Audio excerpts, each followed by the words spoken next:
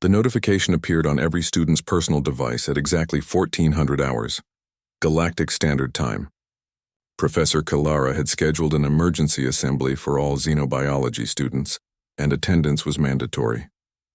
Alex Chen rubbed his eyes, still adjusting to the artificial lighting cycles aboard the Galactic Academy station. 3 months into his exchange program, and he still felt like an outsider among his alien classmates.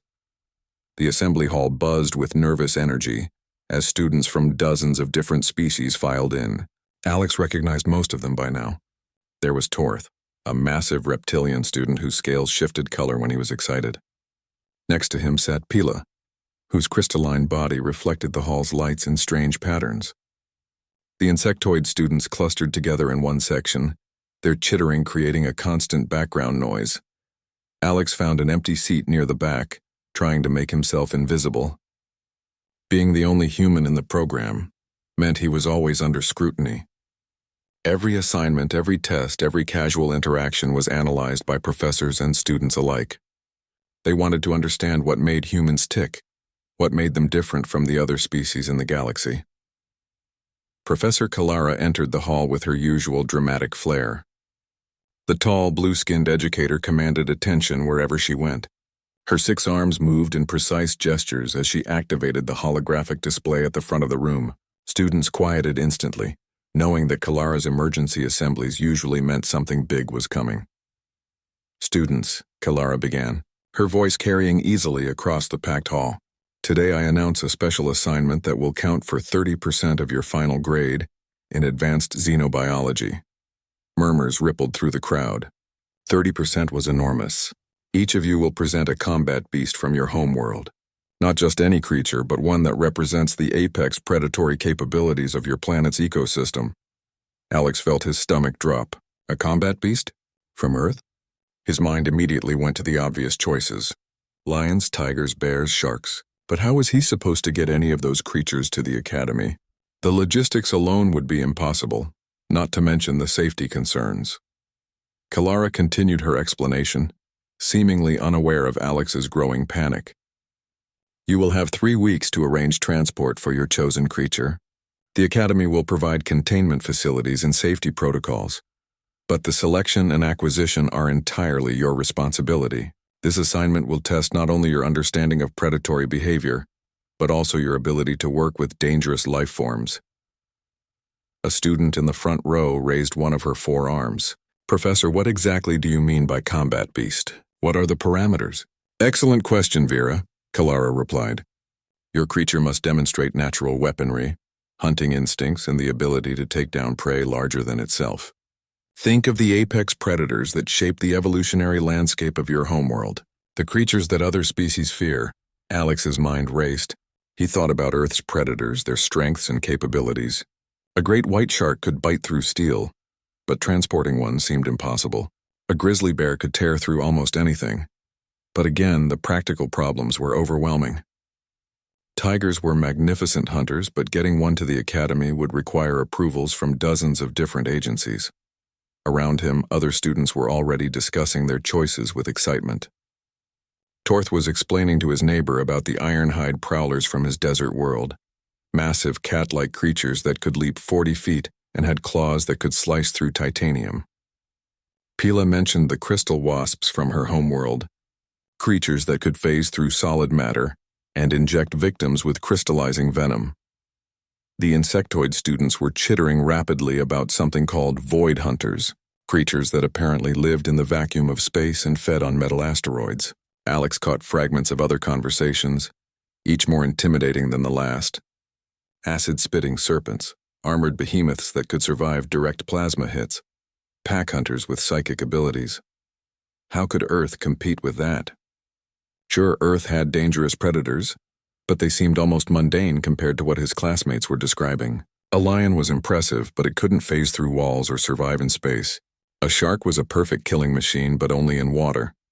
Professor Kalara dismissed the assembly, reminding everyone that presentations would begin in exactly 3 weeks. Students filed out in animated groups, already making plans and discussing logistics. Alex remained in his seat, staring at the now empty holographic display. "Having trouble deciding?" a voice asked behind him. Alex turned to see Dr. Henris, one of the Academy's xenobiology researchers. The elderly Altarian had been studying Earth species since Alex arrived, fascinated by the diversity of the planet's ecosystem. "I don't know how I'm supposed to get a tiger or a bear here," Alex admitted. "The paperwork alone would take months, and that's assuming anyone would even approve it." Dr. Henris made a sound that might have been laughter. "His species didn't express humor the same way humans did. Perhaps you're thinking too literally about the assignment. Professor Kalara wants to see apex predatory behavior, not necessarily size or obvious fearsome appearance." "What do you mean?" "Think about what makes a predator truly dangerous. Is it size, strength, or is it something else entirely?" Dr. Henris paused, his large eyes focusing on Alex with interest. "What creatures on Earth have the highest success rate when hunting? What animals have driven the most species to extinction?" Alex frowned, considering the question. "I guess. Well, humans have probably caused the most extinctions, but we're not really predators in the traditional sense. No. Think smaller. Think about the creatures that share human living spaces, the ones humans have chosen to live alongside despite their predatory nature." A strange idea began forming in Alex's mind. It was so ridiculous that he almost dismissed it immediately. But the more he thought about it, the more sense it made. There was one predator from Earth that was absolutely lethal, had an incredible success rate, and was already living with a human family just a few sectors away. His Aunt Maria lived on Kepler Station with her small menagerie of Earth animals, part of a cultural exchange program. She'd mentioned in her last message that Whiskers was getting fat and lazy aboard the station. Whiskers, her orange tabby cat who spent his days napping in sunbeams and batting at toy mice. Alex smiled for the first time since the assembly. Maybe Dr. Henris was right. Maybe he was thinking too literally. Maybe the most dangerous predator on Earth wasn't the biggest or the strongest. Maybe it was the one that humans trusted enough to sleep next to every night. He pulled out his communication device and started composing a message to his aunt. This was either going to be brilliant or completely humiliating. Knowing his luck at the Academy so far, it would probably be both. 3 weeks passed faster than Alex had expected. The Academy's main xenobiology lab had been converted into a presentation arena, complete with reinforced barriers and emergency containment fields. Students and faculty filled the observation deck, everyone eager to see what deadly creatures their classmates had managed to bring from across the galaxy. Alex sat in the back row, a standard pet carrier beside his chair. Inside, Whiskers was taking another nap, completely unaware that he was about to become the center of galactic attention. Alex's Aunt Maria had been surprisingly understanding about the request, though she'd made him promise to bring Whiskers back safely. Getting transport approval for a domestic companion animal had been surprisingly easy compared to what his classmates had gone through. Professor Kalara stood at the center of the arena, her 6 arms managing multiple control devices. "Today we will witness the predatory capabilities that have shaped ecosystems across the galaxy," she announced. "Remember, these presentations are not just about the creatures themselves, but about understanding the evolutionary pressures that created such formidable hunters." The first presentation belonged to Torth, the large reptilian student from Xerion Prime. His scales had shifted to a nervous yellow-green pattern as 2 Academy security guards wheeled in a massive containment unit. Through the transparent aluminum walls, Alex could see something that looked like a cross between a panther and a nightmare. "This is a Xerion stalker," Torth began, his voice steady despite his obvious nervousness. "Adult males can reach 4 meters in length and weigh up to 800 kilograms. Notice the retractable claws, each capable of extending 30 centimeters and harder than tempered steel. The creature in the cage was magnificent and terrifying. Its black fur seemed to absorb light, making it difficult to focus on. When it moved, it flowed like liquid shadow. Professor Kalara activated a holographic prey simulation, and the stalker's reaction was immediate. It went from lazy sprawl to perfect hunting crouch in a fraction of a second, eyes locked on the holographic target with laser focus. "The stalker's hunting success rate approaches 90%, Torth continued. "They can leap 20 meters horizontally and have been known to take down prey 5 times their own size. Their claws inject a paralytic venom that allows them to subdue victims without damaging valuable meat." The demonstration continued as the stalker pounced on the holographic prey with incredible speed and precision. The force sensors registered an impact that would have shattered concrete. Students throughout the observation deck shifted uncomfortably in their seats. Next came Pila, whose crystalline form sparkled as she presented her homeworld's contribution. The creature she'd brought looked like a giant praying mantis made of living crystal, its faceted body refracting light in hypnotic patterns. The Crystal Reaper stands 2 meters tall and possesses natural weapons that can slice through most known materials, Pila explained, her voice creating harmonic overtones. Watch as I demonstrate its cutting ability. Professor Kalara provided a series of test materials, each stronger than the last.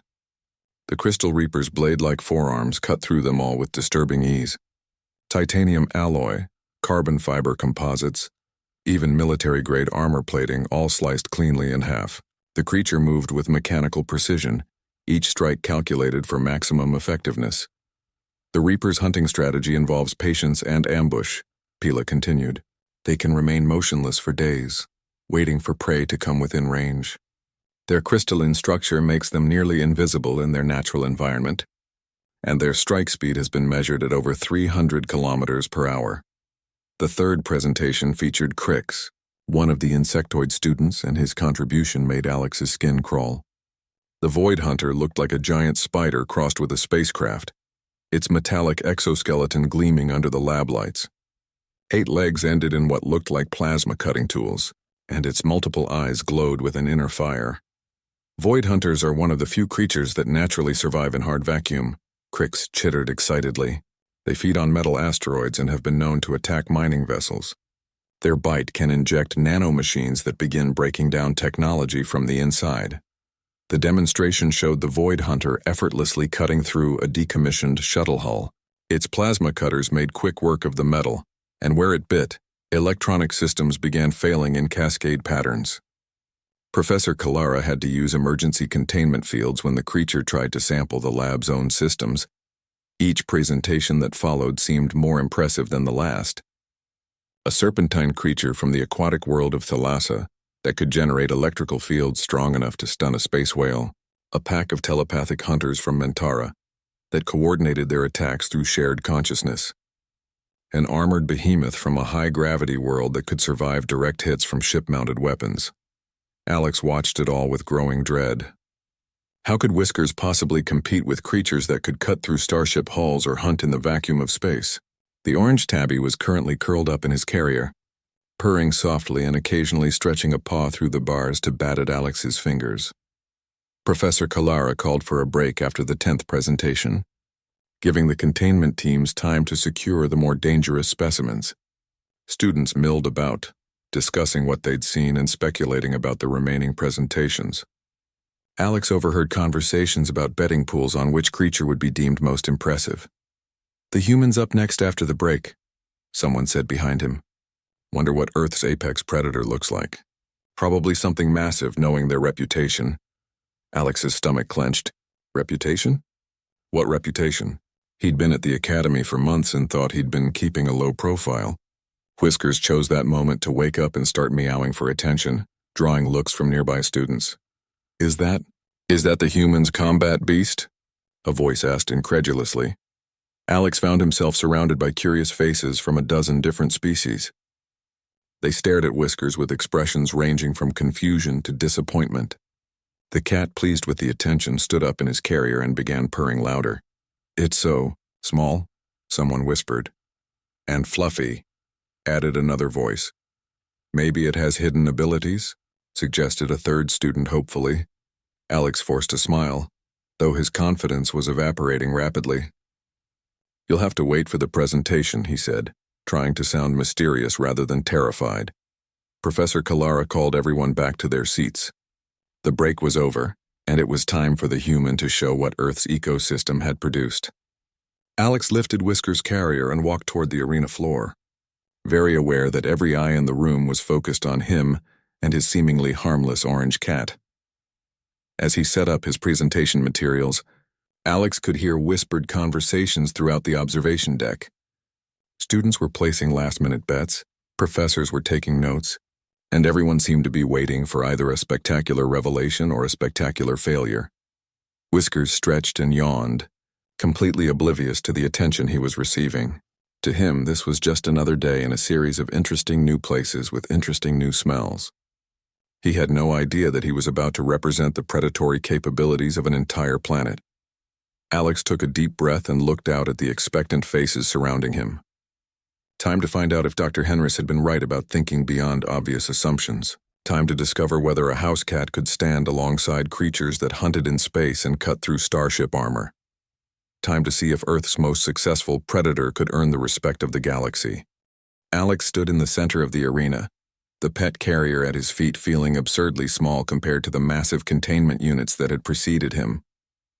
The observation deck was packed beyond capacity. Word had spread throughout the station that the human was about to present his combat beast, and apparently half the academy had shown up to watch. He could feel the weight of expectation pressing down on him. Some faces showed curiosity, others barely concealed amusement, and a few displayed the kind of anticipation usually reserved for watching a spectacular disaster unfold.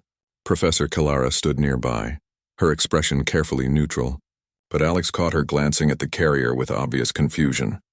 "Ladies, gentlemen, and distinguished beings of all classifications," Alex began, his voice carrying across the suddenly quiet arena, "I present to you Earth's most successful predator." He knelt down and opened the carrier door. "This is Whiskers." For a moment, nothing happened.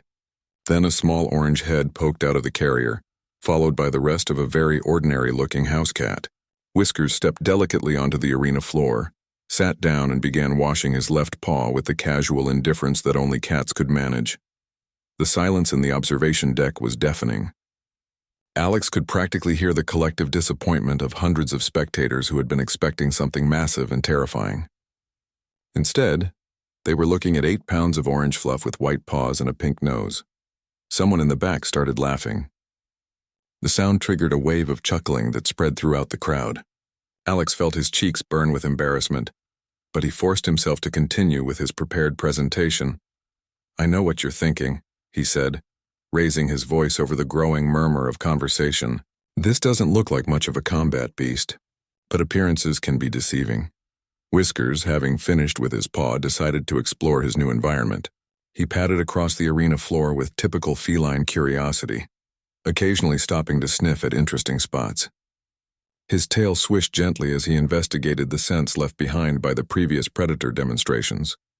The domestic cat, Orphelis catus, is descended from the African wildcat, Alex continued, pulling up holographic displays of various cat species. "What you're seeing here is the result of thousands of years of evolution creating what might be the most efficient small predator in the galaxy." A student in the front row raised her hand. "But it's so peaceful. Where are its weapons? Its armor? Its natural defenses?" Alex smiled. "That's exactly the point. Whiskers doesn't need obvious weapons because he is a weapon. Every part of his body has been refined by evolution for one purpose: hunting." To demonstrate, Alex activated a small device that projected a red laser dot onto the arena floor. The effect on Whiskers was immediate and dramatic. The lazy, peaceful cat vanished, replaced by something that looked like it had stepped out of a nightmare.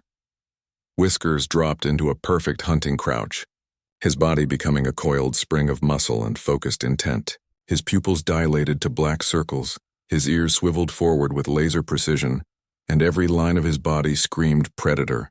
The transformation was so complete and so sudden that several students in the front row actually leaned back in their seats.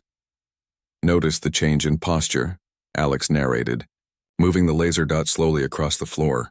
His spine curves to provide maximum power transfer from his hindquarters. His weight distribution shifts to his back legs, allowing for explosive acceleration. His tail becomes a counterbalance for rapid direction changes. Whiskers began stalking the dot with fluid grace. Each step was placed with absolute precision, his body staying low to the ground. He moved like liquid death, silent and focused. When the dot stopped moving, Whiskers froze instantly, becoming so still he looked like a statue. "Cats can remain motionless for hours when hunting," Alex explained. "Their patience is legendary. They'll wait all day for the perfect moment to strike." The laser dot started moving again, and Whiskers resumed his stalking. His head moved in tiny, precise adjustments, tracking the target with mathematical accuracy. His hindquarters began to wiggle slightly, a sign that he was preparing to pounce. Now watch what happens when he decides to strike, Alex said, moving the dot to a position about 6 feet away. Whiskers exploded into motion. He covered the distance in a single bound that would have been impressive for a creature twice his size. His paws struck the spot where the dot had been with perfect accuracy, claws extended to grip his prey. The landing was silent despite the speed of his attack. The observation deck had gone completely quiet. The transformation from sleepy house pet to focused killing machine had been so complete that many of the spectators were seeing cats in an entirely new light. That leap was nearly 10 times his body length, Alex pointed out. Proportionally, that's like a human jumping 60 feet. And notice that despite his speed and the force of landing, he made virtually no sound. Cats are natural stealth hunters. Professor Kalara stepped forward, her scientific curiosity clearly piqued. The creature does seem to possess remarkable hunting instincts, she admitted. But surely it lacks the size and strength to be considered a true combat beast. Alex grinned. Let me show you his natural weapons. He reached into his bag and pulled out a feather toy. The moment Whiskers saw it, he went into hunting mode again. Cats possess retractable claws, Alex explained as Whiskers began swatting at the feather. Watch carefully. As Whiskers struck, Alex slowed down a holographic replay of the movement. Those claws extend and retract in microseconds. They're curved for maximum grip and sharp enough to shred flesh. To demonstrate, Alex provided a piece of synthetic material similar to flesh. Whiskers, thinking it was part of the game, pounced on it and began the distinctive cat behavior of gripping with his front claws while raking with his back legs. The material was shredded in seconds. This is called the killing bite and claw rake, Alex narrated. Cats use their front claws to grip prey while their powerful hind legs rake with their back claws. The damage is devastating to small prey. A student called out, "But what about larger prey? Surely something so small couldn't threaten anything bigger than itself." Alex's smile widened. That's where it gets interesting. Cats don't just hunt for survival. They hunt for pleasure, and they're not limited by the size of their prey. He brought up a holographic display showing various earth animals. Domestic cats have been documented killing rabbits, birds of prey, small deer, and even fighting off dogs 10 times their size. The display shifted to show ecological data from Earth. In areas where cats have been introduced, they've driven numerous species to complete extinction. They kill billions of small animals every year, not because they're hungry, but because they enjoy hunting. Uncomfortable silence fell over the observation deck. The idea of a predator that killed for pleasure rather than necessity was clearly disturbing to many of the assembled aliens. But perhaps most impressive of all, Alex continued, is that humans have chosen to live with these predators. We welcome them into our homes, our beds, our families. We've domesticated one of nature's most efficient killers and made them our companions. Whiskers, having grown bored with the demonstration, had found a sunny spot on the arena floor and was now grooming himself with typical cat indifference. The casual way he went from focused predator to sleepy pet only emphasized Alex's point. This is Earth's apex predator, Alex concluded, not because he's the biggest or the strongest, but because he's the most successful and the most adaptable. He can survive in almost any environment, hunt almost any prey, and somehow convince the dominant species on his planet to take care of him. The arena fell silent, except for the soft sound of Whiskers purring as he cleaned his whiskers. Alex looked out at the crowd, trying to read their expressions. Some looked thoughtful, others seemed disturbed, and a few appeared genuinely impressed. But whether they understood what they'd just witnessed remained to be seen. Professor Kalara stepped forward, her scientific curiosity clearly overriding her initial skepticism. "Mr. Chen, while your creature does display impressive agility, I'm not sure I understand how this qualifies as a combat demonstration. The assignment specifically called for apex predatory capabilities." Alex had been waiting for this moment. "Professor, with respect, I think you're defining apex predator too narrowly. May I continue the demonstration?" She gestured for him to proceed, though her expression remained doubtful. Around the observation deck, students leaned forward with renewed interest. Some looked confused, others appeared amused, but Alex noticed that Dr. Henris was watching with fascination. "What makes a predator truly dangerous isn't size or obvious weapons," Alex began, pulling out a small device from his bag. "It's efficiency, success rate, adaptability." He activated the device, and a small mechanical mouse began moving across the arena floor. The change in Whiskers was instantaneous and terrifying. Every muscle in his body tensed. His pupils expanded until his eyes were pools of black. His ears swiveled forward with mechanical precision, and his head began making tiny, almost robotic adjustments to track the moving toy. The lazy, friendly house cat disappeared completely, replaced by something that looked like a biological weapon. "Notice the predatory focus," Alex narrated, his voice cutting through the sudden silence. His entire being is now dedicated to one purpose: killing that mouse. Whiskers began to stalk. His body dropped low, becoming a flowing line of muscle and bone. Each step was placed with absolute silence, his paws touching down like whispers. His tail remained perfectly still except for the tip, which twitched with barely contained energy. "Cats can maintain this level of focus for hours," Alex explained. "Their hunting drive overrides everything else. Hunger, fatigue, even pain become secondary to the kill." A student in the third row called out, "But it's just playing with a toy." Alex shook his head. To Whiskers, there is no difference. His brain doesn't distinguish between a toy mouse and real prey. The hunting response is hardwired into his neural pathways. Watch what happens when he gets close enough to strike. The mechanical mouse paused near the center of the arena. Whiskers froze mid-step, becoming so perfectly still that several observers blinked, thinking the holographic display had malfunctioned. Only the tiny movements of his breathing betrayed that he was still alive. "He's calculating distance, trajectory, timing," Alex whispered. His brain is running thousands of calculations per second, determining the optimal moment to attack. Whiskers' hindquarters began to wiggle almost imperceptibly. His claws extended slightly, gripping the arena floor for traction. His weight shifted to his back legs, coiling him like a spring under maximum tension. Then he exploded into motion. The attack was so fast that most of the observers missed it entirely. One moment Whiskers was 6 feet away from the mouse, the next he was on top of it, his body a blur of orange fur and extended claws. The mechanical toy disappeared beneath him as he performed the instinctive killing sequence that millions of years of evolution had burned into his genes. "Freeze replay," Alex called out, and Professor Kalara activated the holographic recording system. The attack played back in slow motion, revealing details that had been invisible to the naked eye. "Notice the trajectory," Alex pointed to the replay. "Perfect parabolic arc, compensating for gravity and his own momentum. His paws strike precisely where the mouse was going to be, not where it was when he started his jump. He's calculating predictive tracking in real time." The slow-motion replay showed Whiskers' claws extending at the exact moment of impact, his front paws gripping while his back legs began the characteristic raking motion that would disembowel prey in the wild. "And this is the killing bite," Alex continued as the replay showed Whiskers' teeth seeking the toy's neck area. "Cats instinctively target the spine at the base of the skull. One bite, properly placed, severs the spinal cord and causes instant death." A Vraxian student in the front row spoke up, her voice uncertain. "But surely this is just instinct. Many predators have similar behaviors." Alex nodded. "You're absolutely right. But here's what makes cats special." He activated another holographic display showing hunting success statistics. The average hunting success rate for most apex predators ranges from 15 to 30%. Lions succeed about 25% of the time. Even the mighty Xerion stalker that Torth showed us has a 90% success rate. He paused for effect. Domestic cats have a hunting success rate of 32% in the wild, but in optimal conditions, they can achieve success rates approaching 60%. They're more successful hunters than most creatures 3 times their size.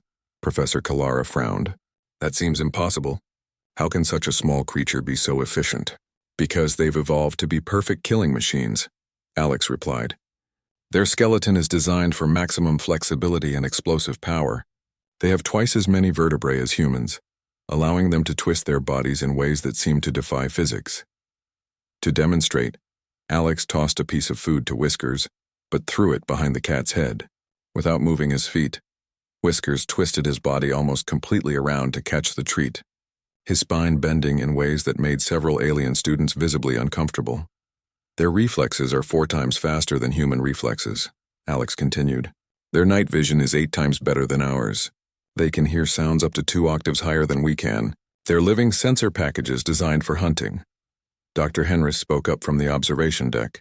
Mr. Chen, you mentioned that cats kill for pleasure rather than just survival. Could you elaborate on that? Alex felt the mood in the room shift. This was the part of his presentation that he knew would be the most disturbing to his audience. Cats are one of the few species that engage in surplus killing. They'll kill far more prey than they can possibly eat, not from hunger, but from instinct. He brought up another holographic display, this one showing ecological data. In areas where domestic cats have been introduced to new environments, they've caused ecological disasters. They've driven over 60 species to extinction and continue to kill billions of small animals annually. The numbers hung in the air like an accusation. Billions of deaths caused by creatures no bigger than Whiskers, who was currently sitting in a patch of artificial sunlight, cleaning his paws with complete indifference to the horrified silence surrounding him. But perhaps most disturbing of all, Alex continued, is their relationship with their prey. Cats don't always kill immediately. They often engage in what humans call playing with their prey. He activated a simulation showing typical cat hunting behavior. They'll catch a mouse, release it, catch it again, release it again. This serves multiple purposes. It exhausts the prey, making it easier to handle. It allows the cat to practice different killing techniques, and it seems to provide psychological satisfaction. A student's voice cracked as she asked, "You mean they torture their prey?" Alex considered his words carefully. Torture implies malicious intent. Cats don't hunt out of cruelty. They hunt because every fiber of their being is designed for it. They're biological machines built for killing, and killing is what brings them satisfaction. The arena had become so quiet that Whisker's purring was audible throughout the space. The sound, which had seemed pleasant before, now carried an ominous undertone. Here was a creature that had just demonstrated perfect predatory behavior, now expressing contentment in the way that cats had evolved to signal safety and happiness. This is what makes cats the perfect predator, Alex concluded. They're not just efficient killers. They're killers that have convinced the most dangerous species on their planet to love them, feed them, and provide them with safe places to sleep. He gestured to Whiskers, who chose that moment to stretch luxuriously and then flop over on his side, exposing his belly in the ultimate display of trust and contentment. And somehow, Alex added quietly, we find this adorable. The silence that followed was profound and deeply uncomfortable. Students looked at Whiskers with new eyes, seeing not a cute pet but a perfectly evolved predator that had mastered the art of psychological manipulation along with physical hunting. Professor Kalara cleared her throat. Mr. Chen, I believe we need to see more data to fully evaluate your presentation. Alex smiled. He had saved the best for last. Professor Kalara, fellow students, Alex began, his voice steady as he prepared for the most crucial part of his presentation. What I've shown you so far is just the beginning. The individual capabilities of a single cat are impressive, but the true scope of their impact becomes clear when we look at the bigger picture. He activated a new holographic display that showed a three-dimensional map of Earth. Small red dots began appearing across the continents, each one representing a documented extinction caused by feline predation. The dots multiplied rapidly, spreading across islands, continents, and even remote wilderness areas. These are the species that no longer exist because of cats, Alex said quietly. Each dot represents an entire evolutionary line that has been permanently erased from Earth's biosphere. The map was becoming a sea of red. Australia showed dozens of dots, representing native marsupials and birds that had vanished after cats were introduced. Islands across the Pacific displayed similar patterns. Even continental areas showed significant losses. The Stevens Island wren, Alex pointed to a dot near New Zealand, driven to extinction by a single cat named Tibbles who belonged to the lighthouse keeper. The entire species gone because one cat decided to hunt. A student in the middle section raised her hand, her voice shaky. You're saying one individual cat destroyed an entire species? In less than a year, Alex confirmed. But that's not unusual. The Hawaiian monk seal, the Christmas Island shrew, the Socorro dove, dozens of species eliminated by small populations of cats, sometimes just breeding pairs. The holographic display shifted to show current statistics. The numbers were staggering. Today on Earth, domestic and feral cats kill approximately 20 billion mammals and 14 billion birds every year. Not for survival, not from hunger, from instinct. Dr. Henris leaned forward in his seat. Mr. Chen, those numbers seem difficult to believe. How is such a small predator capable of such massive ecological impact? Alex had been hoping someone would ask that question. Because cats don't hunt like other predators. Most apex predators are limited by territory, energy expenditure, and population density. Cats have transcended those limitations through their relationship with humans. He brought up new data showing human population centers overlaid with cat populations. Humans feed cats, provide them with medical care, and give them safe places to breed. This means cat populations can grow far beyond what the local ecosystem could naturally support. Essentially, Alex continued, humans have created artificial population booms of perfect predators and then released them into environments that never evolved to cope with that level of predation pressure. The implications hung heavy in the air. Several students were taking frantic notes, their initial amusement completely replaced by horrified fascination. But the ecological impact is only part of the story, Alex said, switching to a new display. Let me show you what happens when cats encounter larger prey. The holographic projector displayed video footage from Earth, showing various cats in hunting situations. The first clip showed a house cat successfully taking down a rabbit twice its size. Cats regularly hunt prey larger than themselves, Alex narrated. Their strategy involves precision rather than brute force. They target vital areas, use their superior agility to avoid counterattacks, and employ patience to wear down stronger opponents. The next clip showed something that made several alien students gasp. A domestic cat was facing off against a large dog, probably 40 pounds heavier than the cat. The dog was barking and lunging, but the cat remained calm, simply swatting at the dog's nose with lightning-fast paw strikes. Notice how the cat uses minimal energy while forcing the dog to exhaust itself, Alex pointed out. Cats understand that aggression without strategy is wasteful. They're tactical fighters. The video showed the dog eventually backing down, nursing a scratched nose while the cat sat calmly, completely unruffled by the encounter. Professor Kalara stepped closer to the display. The creature does seem to possess remarkable tactical intelligence. But surely these are exceptional cases. Actually, they're quite common, Alex replied. Cats have been documented successfully defending themselves against wolves, coyotes, and even small bears. Their reputation among Earth's predator community is well established. He switched to a new video that showed a cat calmly walking through a yard, while several large dogs watched from behind a fence, making no attempt to challenge the much smaller predator. Other animals learn quickly that cats are not to be underestimated. Size means nothing if you can't catch your opponent, and very few creatures are fast enough to reliably catch a motivated cat. A Altarian student spoke up from the back. You mentioned that humans live with these creatures. Surely they must pose a threat to human children. Alex paused, knowing this question would come.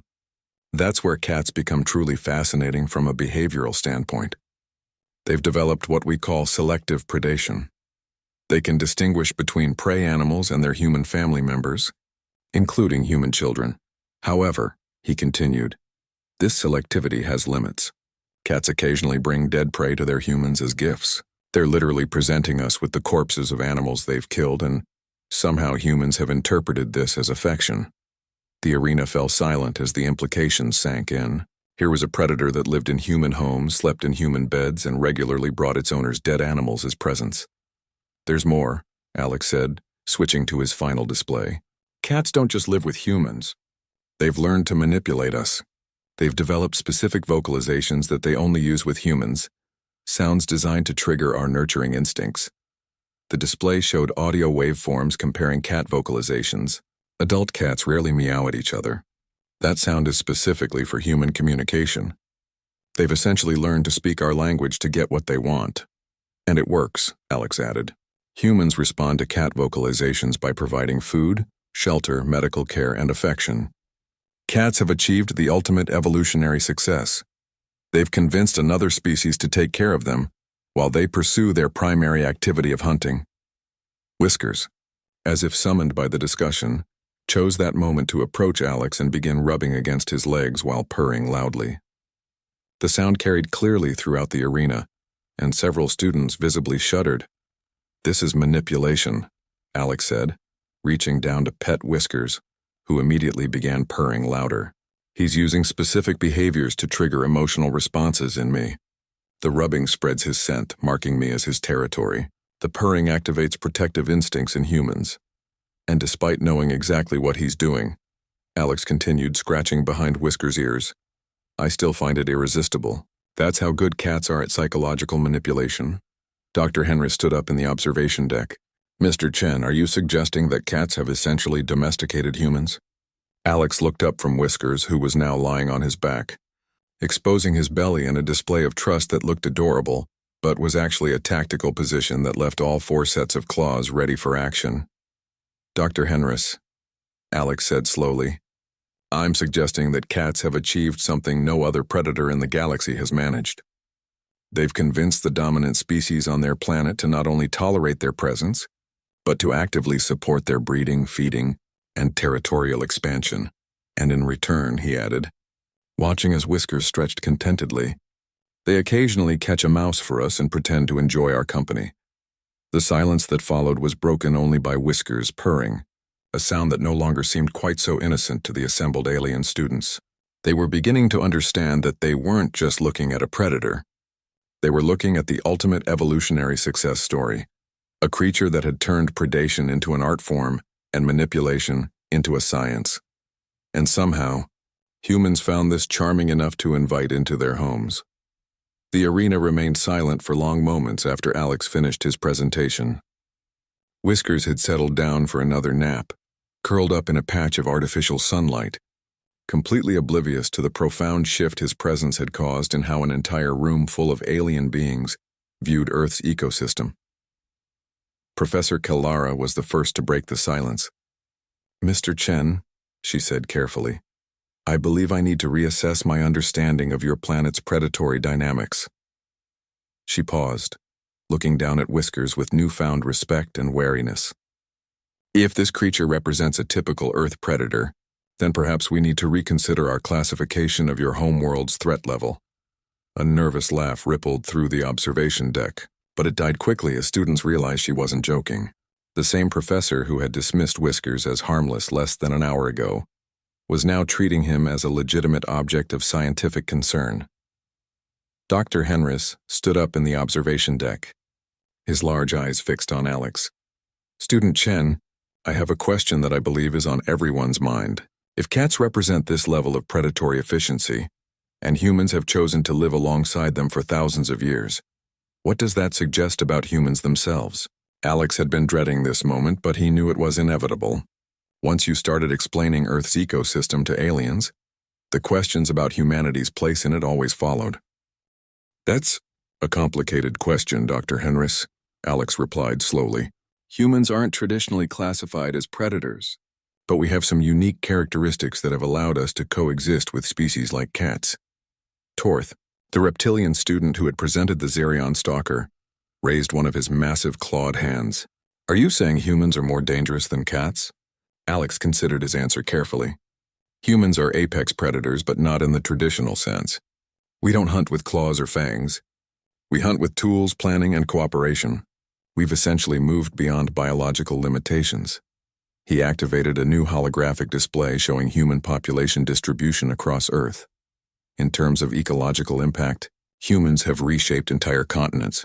We've driven more species to extinction than any other single factor in Earth's history, including natural disasters. The numbers that appeared made the previous cat statistics look modest by comparison.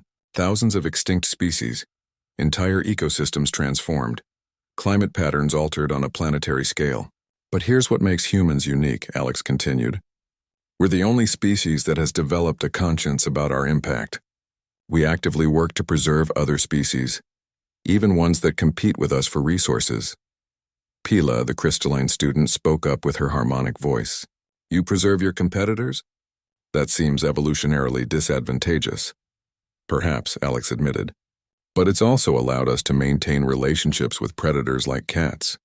We understand that biodiversity has value beyond immediate survival benefits. A new voice called out from the back of the observation deck. But you said cats manipulate humans. Doesn't that make humans the inferior species in that relationship? Alex smiled, reaching down to scratch Whiskers behind the ears. The cat immediately began purring and rubbing against his hand. That's the beautiful complexity of the relationship. Yes, cats manipulate us, but we also manipulate them. We've bred cats for specific traits. We control their reproduction, their territory, their food supply. We've created hundreds of different breeds, each designed for specific human purposes. In many ways, we've turned cats into living tools. But they seem to enjoy it, observed a student from the middle section. Exactly, Alex replied. That's what makes it a successful partnership rather than simple exploitation. Both species benefit. Cats get food, medical care, and protection. Humans get companionship and pest control. Professor Kalara stepped forward, her scientific curiosity clearly overwhelming her initial skepticism. Mr. Chen, I'm beginning to understand that your presentation isn't just about cats. It's about the entire Earth ecosystem, isn't it? Alex nodded. Earth is unique in the galaxy because it's produced two apex predator species that have learned to cooperate instead of compete. Cats handle small-scale hunting, humans handle large-scale environmental management. And both species have transcended their biological limitations, Dr. Henris added thoughtfully. Cats through their relationship with humans, humans through technology and social cooperation. But there's something else, Alex said, switching to his final display. Something I haven't mentioned yet that I think you should know about. The holographic projector showed images of various Earth animals. Dogs, horses, cattle, chickens, sheep, all clearly domestic animals, but the alien students were looking at them with new eyes after learning about cats. These are just some of the other species humans have domesticated, Alex explained. We live alongside predators, prey animals, scavengers, and herbivores. Earth's ecosystem isn't just about individual predators. It's about complex relationships between species. A student called out, "How many species have humans domesticated?" "Hundreds," Alex replied. "We've learned to work with pack hunters like dogs, prey animals like horses and cattle, even insects like honeybees. Each relationship serves different purposes, but they all demonstrate human ability to form cooperative bonds across species lines." The implications were staggering. Here was a species that had not only survived in an ecosystem full of deadly predators, but had somehow convinced many of those predators to work with them. "Which brings me to my final point," Alex said, looking out at the silent crowd. "When you ask what makes Earth's predators dangerous, you're asking the wrong question. The real question is, what kind of species shares a planet with perfect predators like cats and considers them family pets?" The arena fell completely silent. Even Whiskers seemed to sense the gravity of the moment, opening one golden eye to survey the room before closing it again and resuming his nap. Professor Kalara broke the silence with a voice that was barely above a whisper. "Mr. Chen, I believe we need to schedule additional presentations. I would very much like to hear about these dogs you mentioned." A nervous chuckle ran through the observation deck, but it was the kind of laughter that comes from realizing you've fundamentally misunderstood something important. "And perhaps," Dr. Henris added from his seat, "we should discuss updating the Academy's threat assessment protocols for Earth-origin species." Alex looked down at Whiskers, who was now sleeping peacefully with his paws tucked under his body, looking for all the world like the most innocent creature in the galaxy. "I think that might be wise," Alex agreed. "Although I should warn you, Whiskers here is actually considered a small cat by Earth standards. We have much larger felines." Several students shifted uncomfortably in their seats. If this small fluffy creature had managed to completely redefine their understanding of predatory behavior, what would larger Earth cats be capable of? "And Dr. Henris," Alex added with a small smile, "my aunt mentioned that Whiskers has been putting on weight since living on the station. She suggested I bring him back to Earth for more exercise." He paused for effect. "She also mentioned that our family dog back home has been missing him." The image of an Earth predator being missed by an even larger Earth predator was apparently too much for several students to process. Alex could see the mental calculations happening as they tried to imagine what kind of creature would be companions with something like Whiskers. As the presentation officially ended and students began filing out of the arena, Alex could hear fragments of worried conversations. If that's their idea of a pet, what must their actual predators be like? Did you see how it just switched from sleeping to hunting mode? And they let those things sleep in their beds? Alex smiled as he gently coaxed Whiskers back into his carrier. The orange cat went willingly, already settling in for another nap. As far as Whiskers was concerned, he had simply spent an interesting hour in a new place with new smells and some entertaining toys. He had no idea that he had just become the galaxy's most famous cat, or that his simple presence had fundamentally altered how an entire institution viewed Earth and its inhabitants. But then again, that was probably exactly what made him such a perfect representative of his species. Cats had been changing the world around them for thousands of years, one nap at a time.